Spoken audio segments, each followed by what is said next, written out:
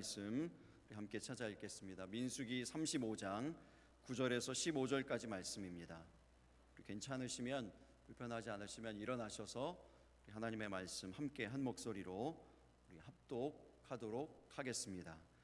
여호와께서 또 모세에게 말씀하여 이르시되 이스라엘 자손에게 말하여 그들에게 이르라. 너희가 요단강을 건너 가나안 땅에 들어가거든 너희를 위하여 성읍을 도피성으로 정하여 부지 중에 살인한 자가 그리로 피하게 하라. 이는 너희가 복수할 자에게서 도피하는 성을 삼아 살인자가 회중 앞에 서서 판결을 받기까지 죽지 않게 하기 위함이니라. 너희가 줄 성읍 중에 6을 도피성이 되게 하되 세 성읍은 요단 이쪽에 두고 세 성읍은 가나안 땅에 두어 도피성이 되게 하라. 이 6성읍은 이스라엘 자손과 타국인과 이스라엘 중에 거류하는 자의 도피성이 되리니 부지 중에 살인한 모든 자가 그리로 도피할 수 있으리라. 아멘. 자리에 앉으시기 바랍니다. 옆에 분들과 다시 한번 인사하겠습니다. 하나님의 환대를 경험하는 하루 되세요. 네, 감사합니다. 작년 이맘때쯤에 조차 모임에 갔는데 CTS에서 주최하는 신년 기도회 같은 그런 모임이었습니다. 한 장로님이 그 행사를 위해서 대표하여 기도하셨던 그 기도의 내용이 한 1년이 지났는데도 아직도 제 마음에 여운으로 남아있어요. 그 장로님의 기도는 참 은혜로웠습니다. 근데 특별히 은혜로웠던 이유는요, 그 장로님이 기도하신 기도의 한 구절 때문에, 한 소절 때문에 더욱 그렇습니다. 장로님 기도하시는데 이렇게 기도하시는 거예요. 사랑하는 하나님 아버지, 주께서 사랑하시고 주께서 귀하게 사용하여 주시는 미포교회 CTS의 복을 주시옵소서. 이 교회, 이 장로님 교회가 미포교회였나 봐요. 근데 특별히 제게는요, 그 구절이 너무 여운이 남는 거예요.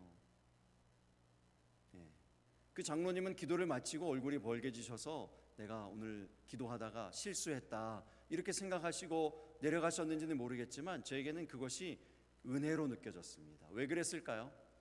이 장로님이 오죽 기도하실 때마다 교회를 위해서 기도하셨으면 이렇게 중요한 자리, CTS를 위한 이 행사의 자리에서 대표로 기도하시는데도요, 기도하다가 주께서 사랑하시고 복을 주시고 귀하게 사용하여 주시는 미포교회가 나오는 거예요. 교회 이름이 나오는 것입니다. 우리가 기도할 때마다 교회 이름이 튀어나오는, 교회 이름이 늘 우리의 기도의 제목에 있는 저와 여러분이 되시기를 예수님의 이름으로 축복합니다. 이 얼마나 귀합니까? 이 장로님의 마음 심령에 늘 그 교회가 있는 것처럼 우리 하나님 마음에 늘 자리 잡은 것이 있습니다. 무엇일까요? 구원입니다. 생명을 살리는 것입니다. 영혼을 구원해내는 것, 건져내는 데 있습니다. 디모데전서 2장 4절의 말씀에 그렇게 분명히 말씀하시지 않았습니까? 하나님은 모든 사람이 구원을 받으며 진리를 아는 데 이르기를 원하시느니라. 하나님의 원함이에요.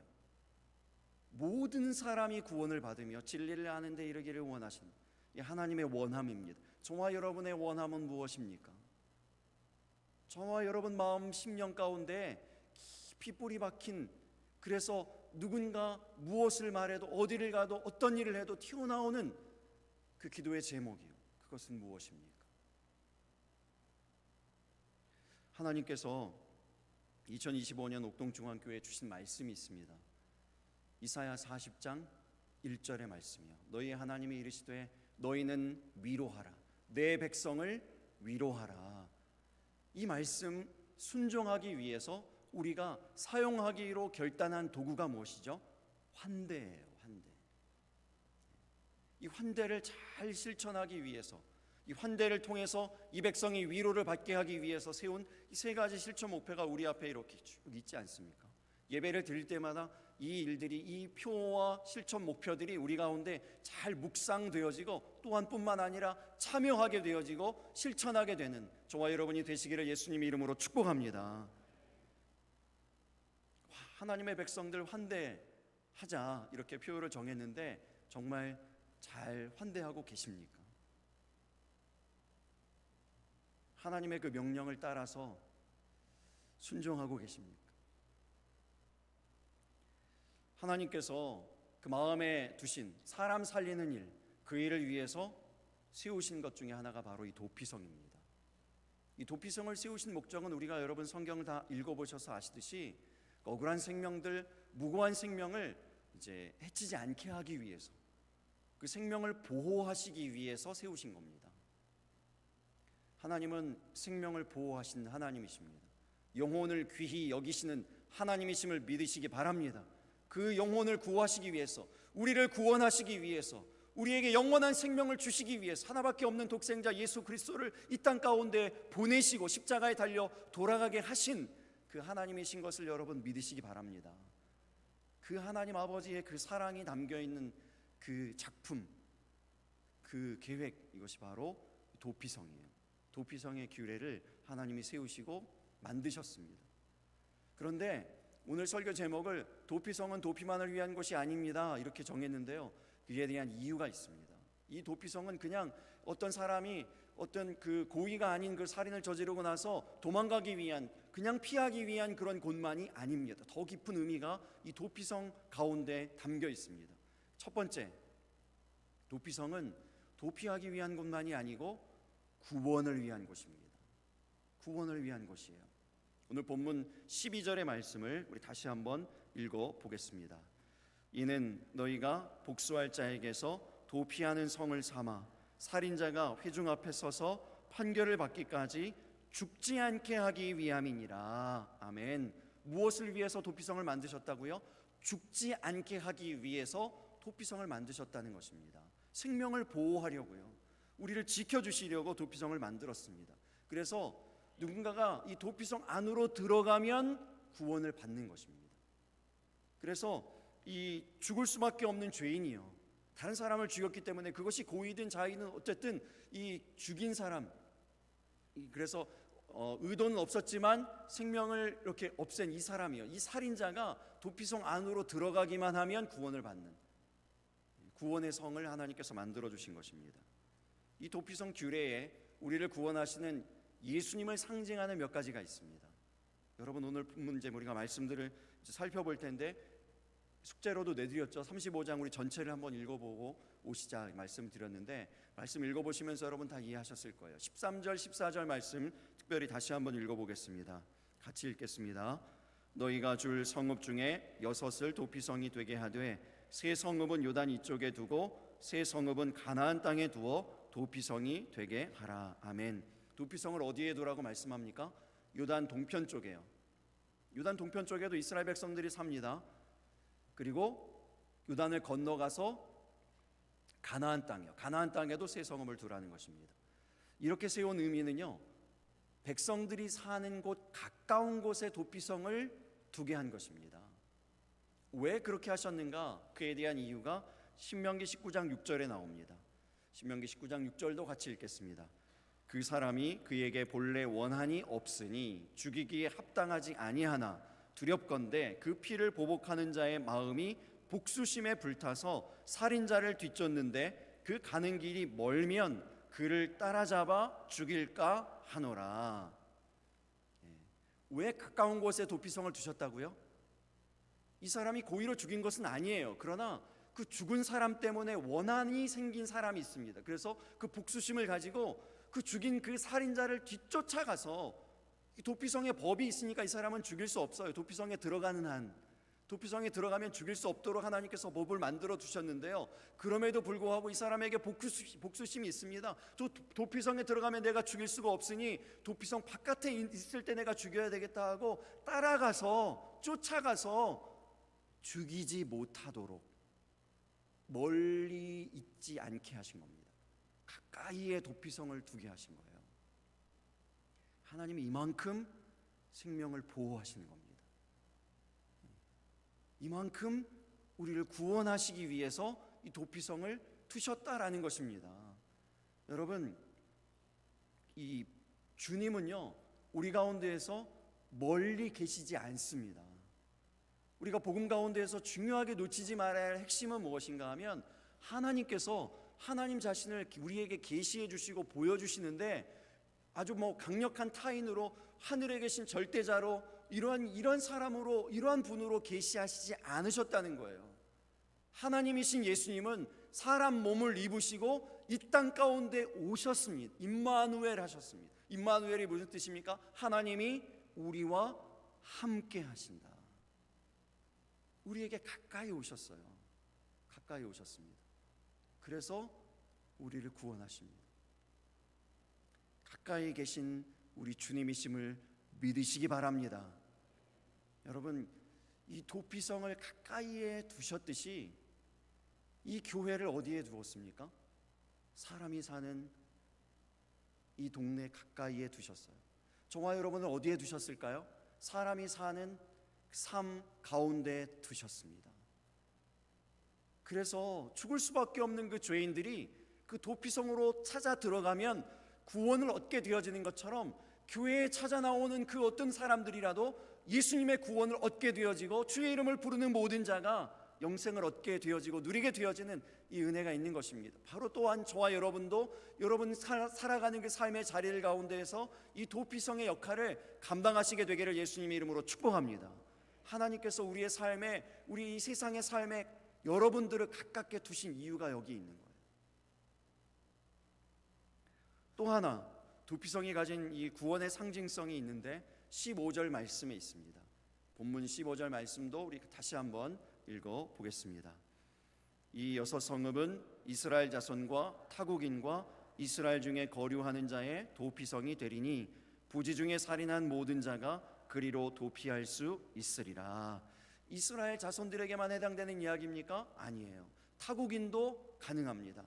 그 중에 거류하는 거류민도 가능합니다. 이것이 이제 구원과 유사한 점인 것이죠. 로마서 10장 13절의 말씀, 누구든지 주의 이름을 부르는 자는 구원을 받으리라.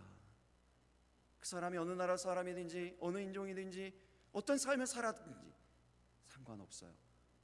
누구든지 주의 이름을 부르는 자는 구원을 받으리라 말씀했습니다. 오늘 본문을 묵상하는 가운데 약간의 이런 좀 회개하는 마음이 생겼어요. 그 도피성의 은혜를 누릴 수 있는, 도피성의 구원을 받을 수 있는 대상이 어떤 사람들이라고요?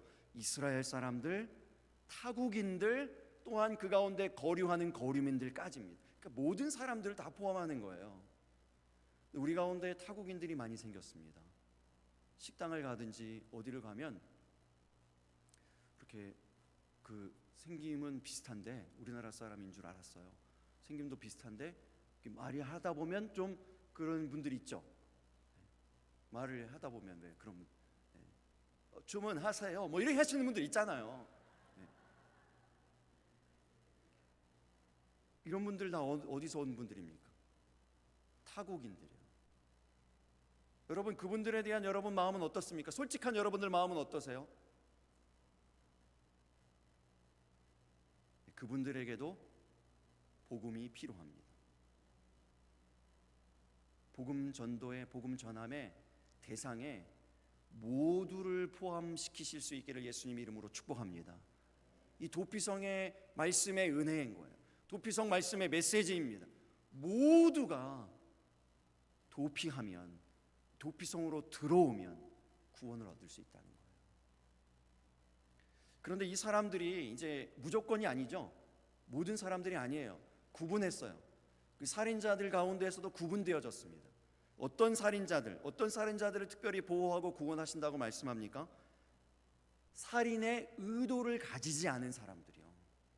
중요한 게 뭐죠? 여러분, 우리의 삶을 살면서 정말로 중요한 것, 하나님이 정말로 한 가지 보신다면 보시는 것, 그것이 뭐냐면 바로 성경의 표현에 의하면 중심이고요. 우리 하나님은 사람은 외모를 보지만 하나님은 중심을 보신다고 했잖아요. 그래서 오늘의 표현으로 얘기하자면 의도를 보신다는 거예요. 의도를 봅니다. 살인할 의도가 있었는가 없었는가를 보고 도피성으로 들어갈 수 있는가 없는가를 이제 구별하는 겁니다. 구별하는 거예요. 신명기 19장에 보면은 이 도피성의 이야기가 나옵니다. 도피성 이야기는 성경에 총 3번 나옵니다. 오늘 본문에 나오고 신명기 19장에 나오고 여호수아 20장에 또 나옵니다. 근데 이 신명기 19장에 보면은 의도를 가지지 않았는데 살인하게 되어진 경우를 예를 들어서 설명합니다. 어떤 사람이 이웃과 함께 벌목을 하러 산림에 올라갔다 그랬습니다. 나무를 베려고 산에 올라간 것이죠. 도끼를 들고 갔습니다. 도끼를 휘둘렀는데 도끼의 자루에서 도끼의 날이 빠진 거예요. 그걸 휘둘렀는데 도끼 날이 날아가가지고 그 이웃 함께 간 이웃에게 가서 맞고 죽었어요. 그럼 이 도끼를 휘두른 사람에게 죄가 있을까요? 이런 것이죠. 의도가 없어요. 이 사람을 살해할 의도가 없어, 살인할 의도가 없는데 이 이제 부지 중에 고의가 아닌데 이 살인이 일어나게 된 거예요. 이런 사람이 도피성으로 피하게 되고 그 안에 들어가게 되어지면 그 사람을 구원해주고 보호해주고.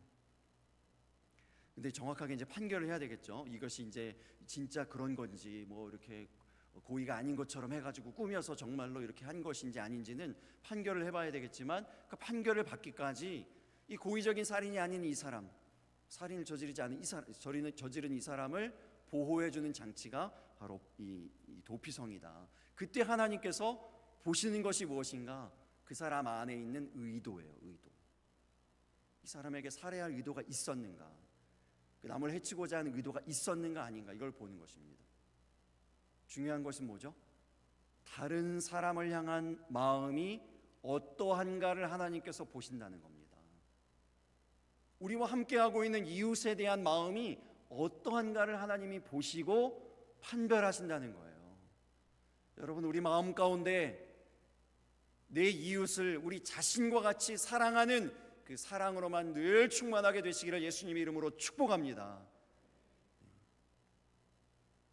그런데 하나님 이것만 보시는 것이 아니고 오늘 본문 이후에 이제 말씀들 16절 이후의 말씀들을 보니까 어떤 것도 보시는가 하면요, 우리 손에 무엇이 들려 있는가도 보시는 거예요. 도피성에 들어갈 수 없는 살인자들에 대해서 얘기하면서 이런 얘기를 하셨어요. 철연장 들고 있는 사람, 돌을 들고 있는 사람, 나무 연장 들고 있는 사람, 이런 사람들을 도피성에 들어갈 수 없다 이렇게 얘기하셨거든요. 그런데 성경을 보면요, 이 사람들에게도 살인의 의도는 없는 것 같아요. 살해할 의도가 없어요. 없는데 손에 철연장 들고 있다가 사람을 죽였습니다. 연장이에요, 여러분. 연장. 살해 도구가 아니에요. 연장이에요. 나무 연장 들고 있다가 사람을 죽였습니다. 도피성에 들어갈 수 없다는 거예요. 없다는 거예요. 왜 이럴까요? 왜 그럴까요, 여러분? 이 사람들도 살해 의도가 없는데요, 살인할 마음이 없었는데요. 여러분, 이 성경을 통해서 우리가 알 수 있는 것은 무엇인가 하면 우리가 알아야 된다는 거예요. 뭘 알아야 될까요? 우리의 손에 무엇이 들려있는가 알아야 돼요. 철연장 들고 있다면 조심해야 돼요. 사람을 죽일 만한 나무 연장에 들려있다면 그만큼 조심해야 돼요. 우리가 가지고 있는 것, 누리고 있는 것, 우리의 어떤 직분, 자리, 이런 것들이 다 철연장이, 나무 연장이, 이런 것들입니다. 가지고 있는 것이 많으면은요, 우리가 누리고 있는 것이 많으면은요, 우리의 직분이 그만큼 있으면은요, 그만큼 조심해야 돼. 그것을 잘못 휘두르다가 영혼이 상하거나 다치거나 죽는 일들이요, 교회를 떠나가는 일들이 우리가 가운데 일어나지 않습니까? 교회 왔다가 시험 들고 넘어지는 사람들 누구 때문에 그렇죠? 이런 사람들. 우리 손에 무엇이 들려있는가 생각할 수 있어야 돼요. 잘못 휘두르다가 살인이 저질러질 수 있다. 이거 알아야지 된다고요. 또 하나 알아야 되는 것, 우리가 휘둘렀는데 그 사람이 그것을 맞고, 그 잘못 던진 돌 하나 맞고, 아무 생각 없이 던진 그 돌 하나 맞고 사람이 죽을 수 있다는 거예요. 사람이 죽을 수 있다는 거예요. 그만큼 연약하다는 거예요. 마음이 쉽게 상할 수 있다는 거, 여러분 생각할 수 있어야 합니다. 우리 하나님은 그 마음 심령에 무엇이 있는 하나님이라고요? 구원이 있어요. 영혼을 구하고자 하는 그 마음, 그 원함이 있습니다. 그 원함으로 도피성을 세우셨다고요. 그 도피성을 세우신 그 하나님의 마음이 저와 여러분의 마음 되시기를 예수님 이름으로 축복합니다. 그렇다면요, 조심해야 돼요. 철연장 조심해야 됩니다. 그러하기 위해서 우리가 훈련하는 겁니다. 섬김을 위해서 훈련하고, 봉사를 위해서 훈련하고, 하나님의 일을 하는 데 있어서 훈련하는 겁니다. 마음만 가지고 되지 않아요. 그냥 우리가 구원하기 위해서 사람들에게 잘해주면 되지, 따뜻하게 해주면 되지, 뭐 해주면 되지, 이게 그렇지 않아요. 훈련이 필요한 거예요. 기도할 뿐만 아니라 그래서 영육체계에 의해서 잘 훈련되어져야 합니다. 왜요? 우리에게 철 연장 들려 있으니까요. 이미 나무 연장 들려 있으니까요. 이거 훈련되어서 잘 사용해야 돼요. 그렇지 않으면 누가 죽을 수도 있다니까요. 그런 사람은 도피성에 들어갈 수 없다고 아주 무서운 경고를 하고 계시는 거예요. 훈련되어질 수 있는, 우리 손에 들려있는 그 철연장 잘 훈련되어서 영혼을 오히려 구원하고 세우는 하나님 마음에 합한 일들을 이루어낼 수 있는 저와 여러분 다 되시기를 예수님 이름으로 축복합니다. 두 번째, 도피성은 도피하는 것만이 아니라 거룩을 위한 곳이라고 말씀합니다. 거룩을 위한 곳이에요. 민수기 35장 전체가 다 도피성에 관한 이야기잖아요. 그런데 이제 이 도피성의 결론에 대한 이제 말씀이 맨 마지막 말씀이요. 민수기 35장 32절에 34절의 말씀입니다. 화면 혹은 우리 여러분 성경을 펴고 우리 여러분들이 한번 읽어 주시겠습니까? 시작.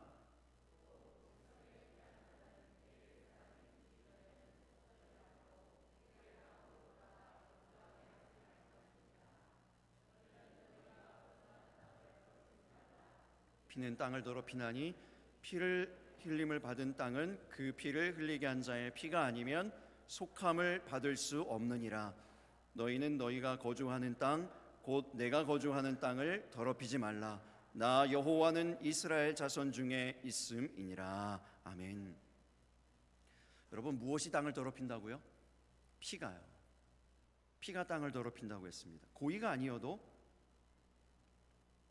피를 흘리게 한 것은 맞아요. 피가 흘려졌잖아요. 고의는 아니지만 그 피로 땅이 더러워졌어요. 그 피는 어떻게 속함을 받을까요? 그 피가 어떻게 속함을 받는다고 성경이 지금 얘기하고 있습니까? 대제사장의 죽음이요. 고의로 피를 흘려주지 않았습니다. 고의로 피를 흘리지 않았어요. 의도를 가지고 사람을 죽이지 않았습니다. 그 사람은 도피성으로 피했을 때 하나님이 보호하세요. 구원해 주세요. 근데 이제 땅은 더러워졌잖아요. 피가 흘려졌으니까. 이 더러워진 이 땅이 깨끗해져야 되는데, 깨끗해지는 것이 하나님의 뜻인데 이 사람은 죽을 수 없어요. 하나님의 뜻에 의해서, 하나님의 법에 의해서 보호를 받아요. 근데 피가 누군가가 흘려져야 되는데 그 누군가가 바로 누군가 하면 대제사장입니다. 대제사장이 죽으면서 피를 흘림으로 그 땅이 속하게 되어지고요. 그 다음에 비로소 이 사람, 고의가 아닌 살인을 저지른 이 사람이 자유함을 얻게 되어지고 자기의 마을로, 자기의 집으로 돌아갈 수 있게 되어진다라는 것입니다. 예수 그리스도께서 죽을 수밖에 없는 저와 여러분을 대신하여 피 흘려 주심으로 구원의 완성, 그 거룩을 이루어 주셨음을 믿으시기 바랍니다. 이것이 이제 이 도피성의 이야기와 예수님의 이야기의 연결인 것이죠. 이 유사성이에요.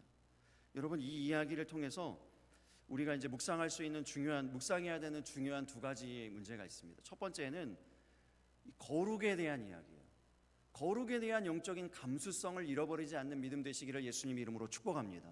하나님께서 땅을 더럽히지 말라고 분명히 말씀하셨어요. 하나님의 명령입니다. 땅이 뭘로 더러워질 수 있다고요? 피 흘림으로 더러워질 수 있다고요.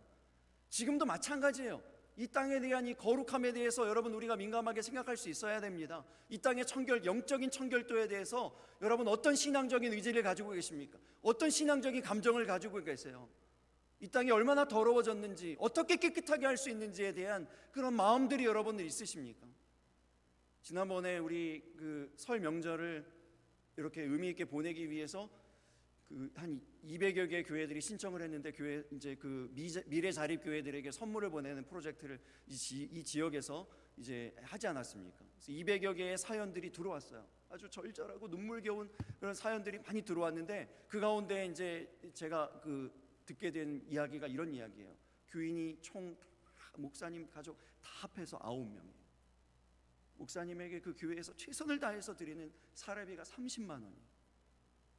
사모님이 나가서 일을 하실 수밖에 없는데 시간을 가장 적게 드릴 수 있는 요양보호사 일을 하시는데 월급을 100만 원 받으신대요. 그래서 그 가정에, 목사님 가정의 수입이 130만 원이에요.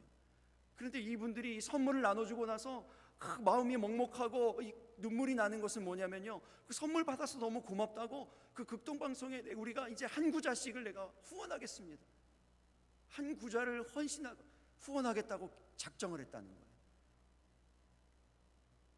뿐만 아니라 성도가 조금 늘었다, 9명인데 조금 늘었다고요. 한 명의 선교사를 우리가 후원하겠습니다 하고 그 교회에서 선교사를 후원한다는 거예요. 부끄러웠습니다. 그 얘기를 듣고 얼마나 마음이 찔렸는지 몰라요. 여러분, 우리가 씀씀이를 좀 줄여야 되겠다 이런 말씀을 드리려고 하는 게 아니에요. 물론 그것도 중요합니다. 이 일도 우리가 조심해야 돼요. 왜냐하면 이것이 철 연장이에요. 그래서 조심하게 잘 사용해야 되는 거 맞아요. 그런데 그보다 더 중요한 이야기, 하나님이 뭘 보신다고요? 의도를 보신다고요. 마음 중심을 보신다고요. 이분들의 마음에 뭐가 있습니까? 이 지역 복음화를 위한 마음이 있는 거예요. 다른 영혼들, 이웃들을 향해서 복음이 전파되어야 되겠다는 그 마음이 있는 거예요. 하나님께서 복되게 하시고 절대로 망하지 않게 하시고 힘들지 않게 경제적인 은혜도 부어 주실 줄로 믿습니다. 하나님 마음을 보시는 거예요.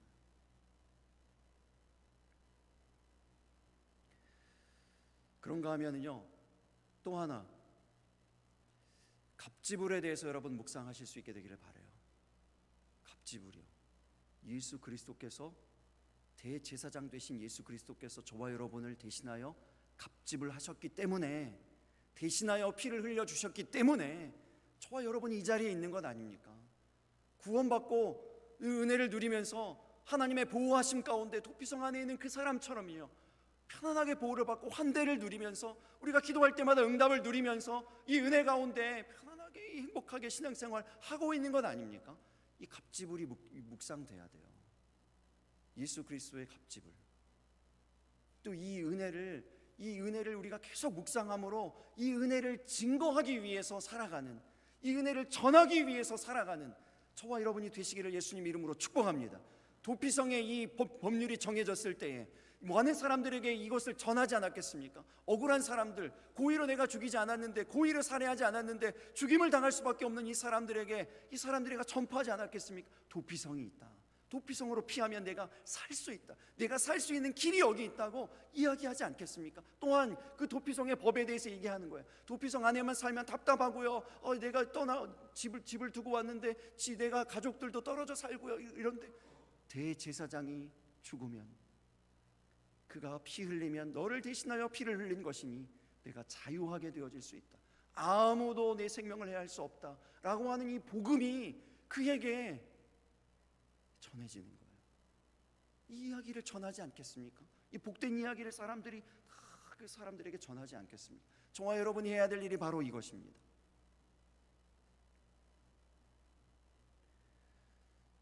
설교를 준비할 때마다 생각 주머니들이 대롱대롱 달려요.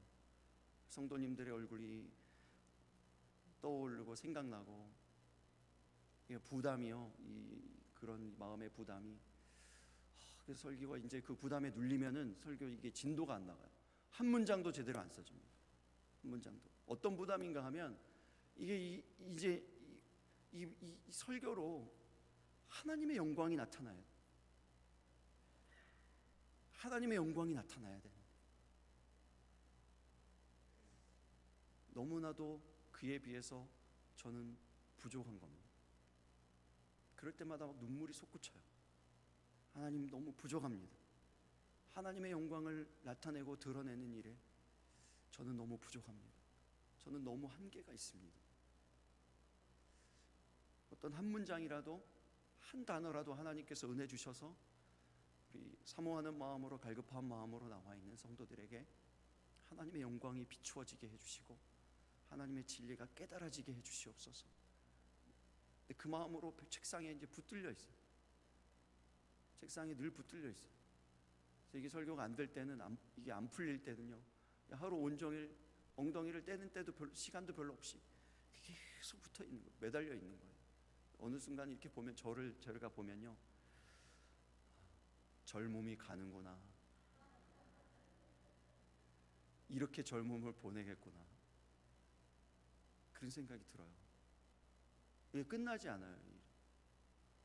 계속 주일 되면 이제 끝나죠. 주일 예배 다 끝나고 나면, 이제 2부 예배 끝나고 나면요, 오늘 3부 예배는 우리 유정현 목사님, 우리가 후원하는, 올해부터 후원하기 시작한 우리 목사님 오셔서 전해주시니까 이제 끝나잖아요. 잠깐 좀 이제 자유하다가 내일 아침 딱 눈 뜨면 다시 시작이에요. 퇴근해도 퇴근이 없어요. 여러분, 무엇 때문에 제가 이렇게 눌릴까요? 무엇 때문에 이렇게 늘 붙들려 있을까요? 이 사명, 하나님의 부르심, 그리고 하나님께서 저와 여러분 위해서 행하신 그 갑질이요, 그 피 흘리심이요, 죽을 수밖에 없는 이 죄인을 구원하여 주셨고 영광스러운 자리에 세워주셨잖아요. 어찌하든지 하나님의 영광이 나타나기를 원하는 그 마음 때문이에요. 여러분, 여러분의 삶의 작은 하나의 부분이라도 이 하나님의 영광, 예수 그리스도께서 우리 위하여서 피 흘려주심을 증거하고 나타내는 저와 여러분이 되시기를 예수님 이름으로 축복합니다. 거룩이에요. 피 흘림으로 거룩하여집니다. 그 갑지불로 거룩하여졌습니다. 여러분, 이 은혜를 증거해야 되는 거예요. 오늘 말씀을 정리하겠습니다. 여러분, 이제 우리가 하나님의 환대를 작년 한 해 경험했잖아요. 하나님의 환대를 경험하는 그 일들에 대해서 계속 묵상했잖아요. 올해는 이제 시선을 옮겨야 됩니다. 발걸음을 옮겨야 됩니다. 어디를 향해서요? 하나님의 백성, 즉 우리의 이웃을 향해서 옮겨야 합니다. 이 일은 기도가 필요한 일이에요. 그래서 새벽 5공이고요. 이 일은 또한 훈련이 필요한 일입니다. 말씀드렸잖아요. 그냥 섬기고자 하는 마음만으로 되지 않아요. 그냥 뜻이 있다고 되지 않아요. 훈련되어져야 돼요. 훈련되어져야 돼요. 조금 있다가 이제 설교 끝나고 우리가 찬양할 텐데, 일부 예배 때도 제가 이제 이 찬양을 내가 일주일 동안 계속 묵상했거든요. 그리고 차 타고 다닐 때마다 계속 들었거든요. 찬양이 너무 좋은 거예요. 너무 은혜가 되는 거예요. 이 찬양 여러분 다 들어보셨죠? 그래서 참 은혜가 되는 거예요. 그래서 일부 예배 때 야심차게 찬양을 부르는데 틀려요. 왜 틀릴까요? 훈련이 안 돼요. 훈련이 안 됐잖아요. 훈련이 안 됐어요. 마음으로 될 것 같아요. 할 수 있을 것 같아요. 훈련이 안 되면 이런 거예요. 여러분, 이런 거예요. 훈련이 필요해요. 그래서 양육체계예요. 근데 이 훈련을 막 받다 보면 어떻습니까? 혼자 하는 일이 어렵잖아요. 그래서 같이 하자고 소그룹이고요. 소그룹으로 해도 힘들고 어렵고 피곤할 때가 있어요. 그래서 쉴 때도 필요합니다. 그래서 안식이고요. 그리고 이 모든 일을 다 통틀어서 이것이 다 영적 전투거든요. 사단과의 싸움이에요. 궁중의 권세 잡은 자와의 싸움이거든요. 그래서 뭐가 필요합니까? 전략이 필요한 거예요. 성경에 분명히 말씀했어요. 하나님께서 전략으로 싸우라고요. 그래서 이 실천 목표가 이렇게 만들어진 거예요. 여러분, 기도하고 훈련하고요, 함께 뭉쳐서 소그룹을 만들고요, 그러면서 좀 힘들면 쉬다가도 가고요, 함께 전략도 머리를 맞대고 세우고요. 영적 전투에서는 승리해야 됩니다. 여러분, 승리해야 됩니다. 이러한 일들, 우리 실천 목표를 잘 실천하여서 하나님이 도피성을 세우시면서까지 영혼을 구원하시고 이 땅을 거룩하게 하시는 그 하나님의 뜻, 그 하나님의 뜻을 이루어내는 저와 여러분 다 되시기를 예수님 이름으로 축복합니다.